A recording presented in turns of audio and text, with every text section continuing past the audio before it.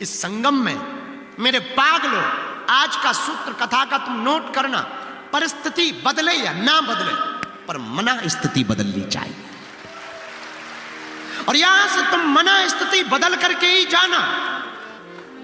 अपने मन को बदल करके अगर तुम घर नहीं गए तो तुम्हारा संगम में आना और इस महाकुंभ में आना बेकार हुआ। यहां से तुम निर्मल होकर जाना, यहां से तुम निर्विकार होकर के जाना, यहां से तुम अजेय होकर के जाना, यहां से तुम गुणज्ञ होकर के जाना। और कुछ होकर के जाना या ना जाना, हम आज की कथा में तुम्हें प्रार्थना करेंगे, यहां से तुम अपने गुरु का होकर जरूर जाना। बाकी का काम गुरु का है, बाकी का काम सदगुरु का है, गुरु का है। और हमसे कोई पूछे गुरु श्रेष्ठ कौन है, हनुमान जी के जैसा कौन गुरु होगा। इसलिए हम प्रार्थना करना चाहेंगे, मेरे पागलों, तुम महाकुंभ से खाली मत जाना। अगर तुम खाली चले गए तो पछताओगे पूरी जिंदगी भर। ये मन बड़ा खतरनाक है, यहां भी आएगा तो यहां भी तुम्हें सताएगा, यहां भी तुम्हें चमकती धमकती चीजों की तरफ आकर्षित करेगा। ये मन बहुत खतरनाक है, यहां भी तुम्हें सिर्फ वासना की बातें याद करवाएगा। ये मन बहुत खतरनाक है, यहां भी तुमको मेले में चाट पकौड़ी ही याद करवाएगा। और अगर तुम महाकुंभ में आकर के ठीक ऐसे ही जी रहे हो जैसे तुम अपने जिला के मेला में घूमते रहे, तो तुम कुछ खाक नहीं आए, तुम उल्लू ना तो पक्के।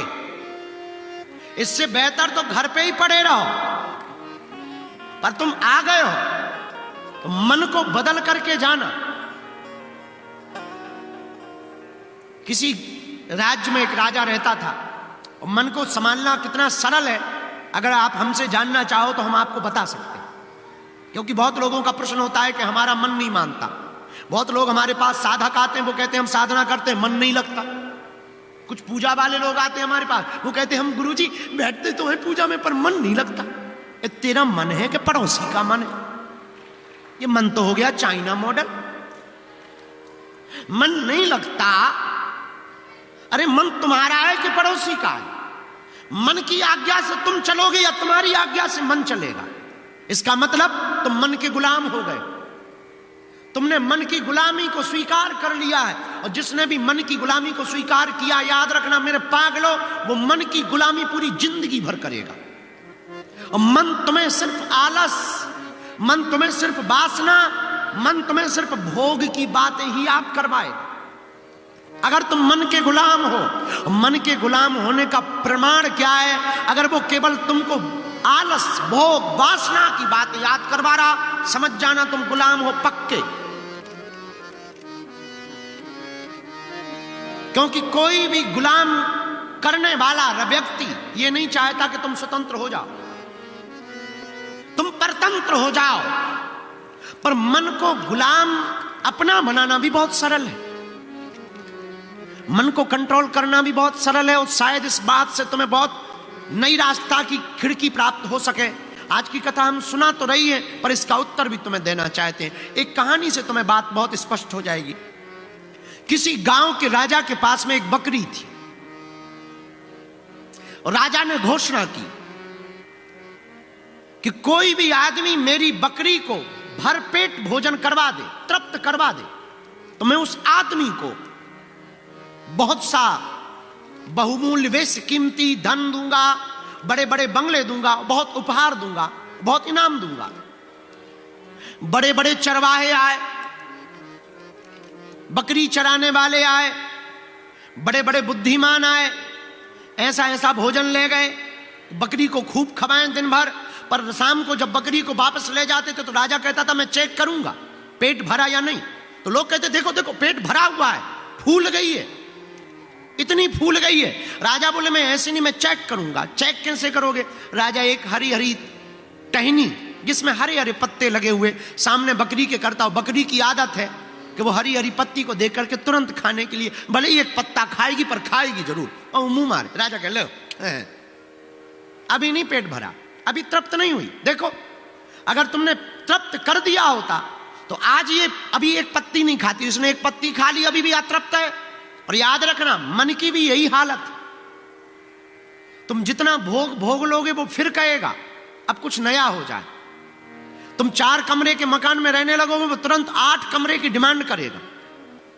तुम जिस दिन भी बोलेरो गाड़ी पर चलने लगोगे, तुम्हें तुरंत फॉर्च्यूनर दिखने लगेगी।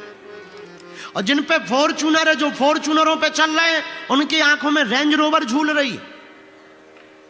और जो रेंज रोवरों पर चल रहे हैं, उनकी आंखों में BMW और फरारी कार झूम रही है। और जिन पे ये कारें हो गई हैं, वो उड़न खटोला के सपने देख रहे हैं। ये मन बहुत खतरनाक है, बहुत विचित्र है। राजा ने बहुत से लोगों पर प्रयोग करवाया, बकरी को दिया, पर बकरी का कोई पेट नहीं भर पाया। लेकिन एक महात्मा गया और राजा को कहा कि अगर आपको लगे तो ये बकरी मुझे दो, मैं 1 दिन में इसका पेट भर के लाता हूं।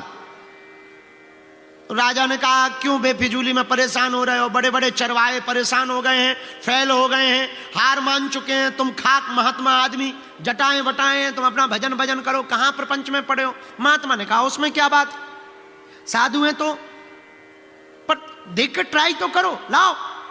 राजा ने कहा ठीक है ले जाओ। महात्मा बकरी लेके आया, महात्मा ने भोजन नहीं करवाया, जैसे ही वो पत्ती की तरफ जावे तो दे डंडा।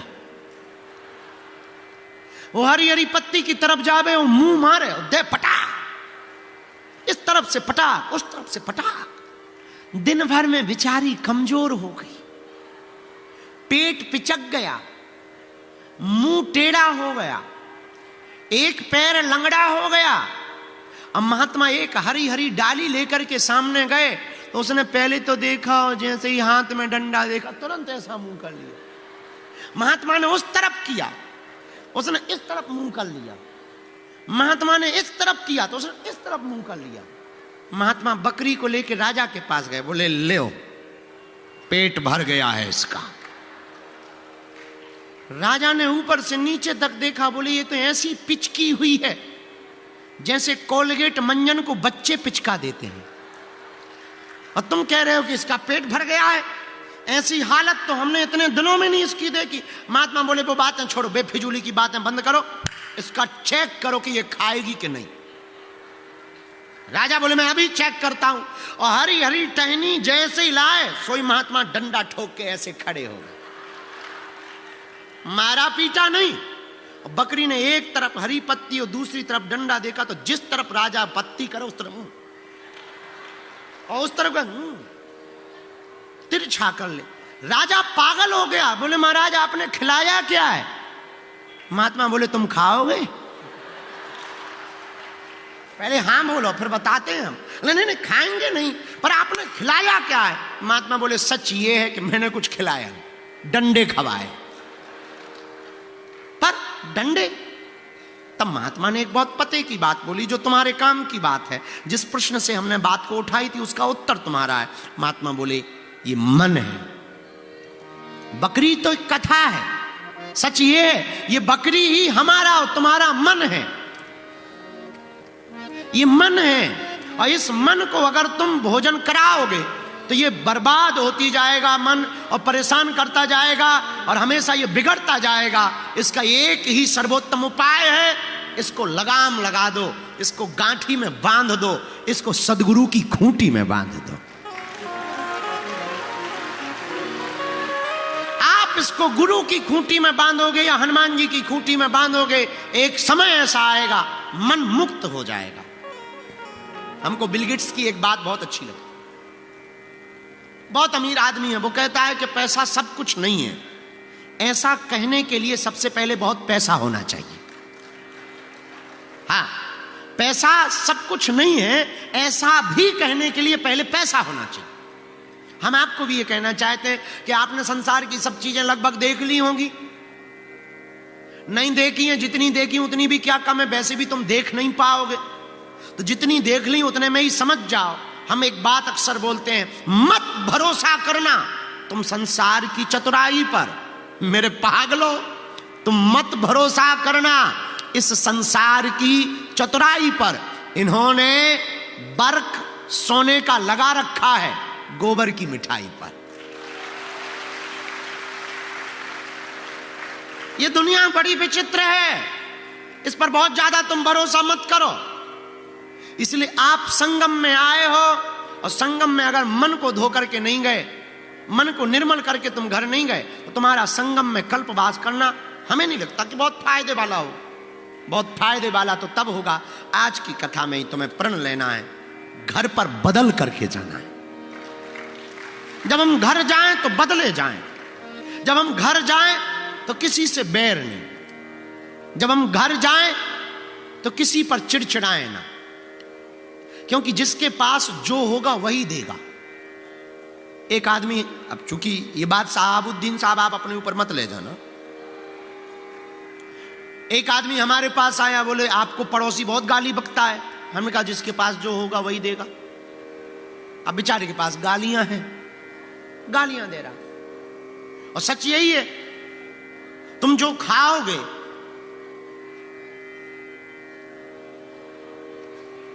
चलो मूली खाओ, तो मूली की तो दुर्गंध आएगी।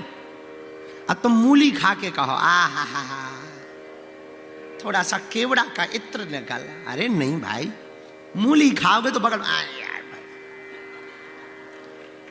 जो खाओगे वही तो बाहर आएगा। हाँ जी या ना जी, बोलो, वही तो आएगा कि नहीं। हमारा मत कहता है आप संगम से घर वापस जाना, बहुत बदल के जाना, परिवार के लिए बदल के जाना, समाज के लिए बदल के जाना, निर्मल होकर के जाना, और जोश में नहीं होश में होकर के जाना। होश में जिंदगी को जीना और घबराना भी मत। एक बात और हम तुम्हें बोल रहे हैं, साइकिल किस किस ने चलाई, जरा हाथ उठाओ, हाथ नीचे करो।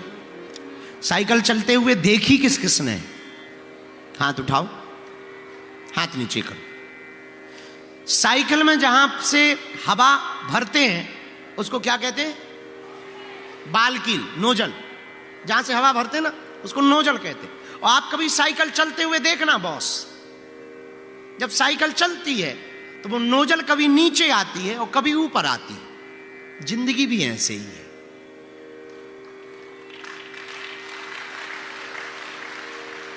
कभी नीचे आएगी कभी ऊपर आएगी, कभी खाक में बीतेगी और कभी राख में बीतेगी। और तुम प्रयागराज जो आए हो, भाग्यशाली हो कि तुम जिंदा में आ गए।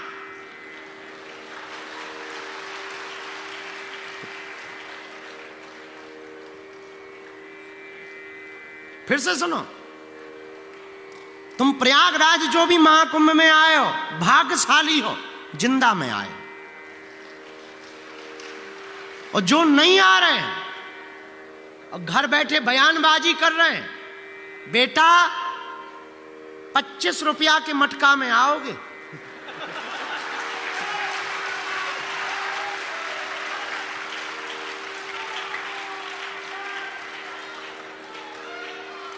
आज तुम बयानबाजी कर लो बेटे, मरोगे, अस्थियां तो यहीं बहाई जाएंगी, 25 रुपया के मटका में आओगे।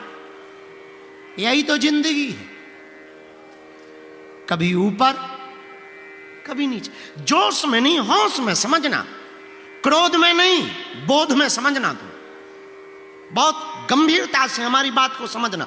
यहां से तुम होश में जाना घर, इतने होश में जाना कि तुम्हारी जिंदगी में दुख भी आए तो बहुत ज्यादा घबराना मत यार। थोड़े विफल भी हो जाओ तो घबराना मत। सफल होने के लिए विफल होना पड़ता, सफल होने के लिए विफल होना पड़ता है। और ऐसा दुनिया में कोई भी महान आदमी नहीं है जो विफल ना हुआ, और जो विफल नहीं हुआ वो कभी सफल भी नहीं हुआ है। ये भी सुन लो आप, हजारों बार एरोप्लेन के ट्रायल हुए और विफल हुए, तब सफल हुआ।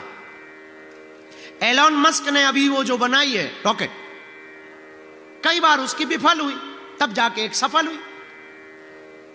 अब्राहम लिंकन, अमेरिका का 16वां राष्ट्रपति, बहुत बार विफल हुआ, नहीं जीत पाया चुनाव, लेकिन एक बार सफल हुआ और वो राष्ट्रपति बना। हम आपसे कहना चाह रहे हैं कि आप अगर विफल भी हो तो घबराना मत। और तुम्हें तो हम एक ऐसी खूंटी पकड़ा देते हैं संगम के किनारे में, जाओ तुम मौज से घर, पर घर जाना तो अपनी जिंदगी की डोर परमात्मा के हाथ में सौंप करके जाना।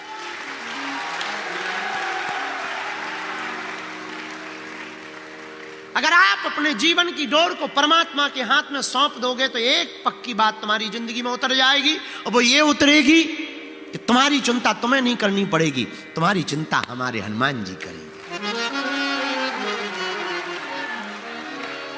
इसलिए मेरे प्रियजनों, आज हम कथा में बैठे हैं तो हमारी प्रार्थना यह है संगम के किनारे में कि परिस्थिति बदले या ना बदले, पर कथा से मना स्थिति जरूर बदलती है। हाँ,